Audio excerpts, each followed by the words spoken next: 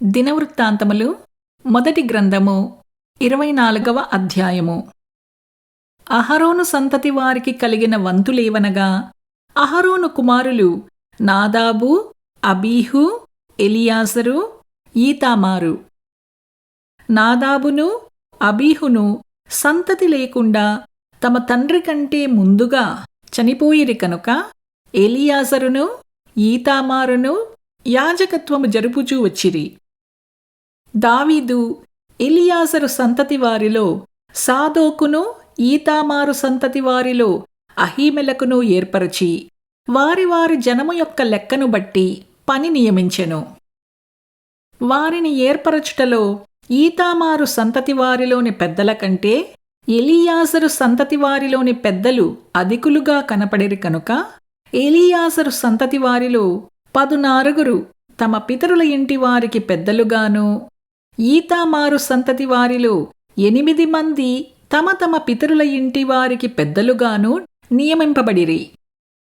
ఎలియాజరు సంతతిలోని వారును ఈతామారు సంతతి వారిలో కొందరును దేవునికి ప్రతిష్ఠితులకు అధికారులయ్యుండిరి కనుక తాము పరిశుద్ధ స్థలమునకు అధికారులుగా ఉండుటకై చీట్లు వేసి వంతులు పంచుకొనిరి.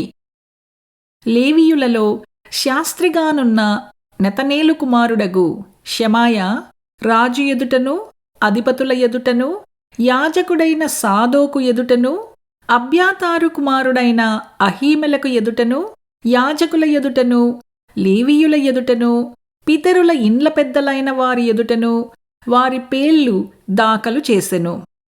ఒక్కొక్క పాత్రలో నుండి ఒక పితరుని ఇంటి చీటి ఎలియాజరు పేరుటను, ఇంకొకటి ఈతామారు పేరటను తీయబడెను. మొదటి చీటి యెహోయారీబునకు, రెండవది యెదాయాకు, మూడవది హరీమునకు, నాల్గవది షయీరీమునకు, ఐదవది మల్కీయాకు, ఆరవది మియామినుకు, ఏడవది హక్కోజునకు, ఎనిమిదవది అబీయాకు, తొమ్మిదవది యేషూవకు, 10వది శెకన్యాకు, 11వది ఎల్యాషీబునకు, 12వది యాకీమునకు, 13వది హుప్పాకు, 14వది యెషేబాబునకు, 15వది బిల్గాకు, 16వది ఇమ్మేరునకు, 17వది హెజీరునకు, 18వది హిప్పిస్సేసునకు, 19వది పెతహయాకు, 20వది యెహెజ్కేలునకు, 21వది యాకీనునకు, 22వది గామాలునకు, 23వది దెలాయాకు, 24వది మయజ్యాకు పడెను.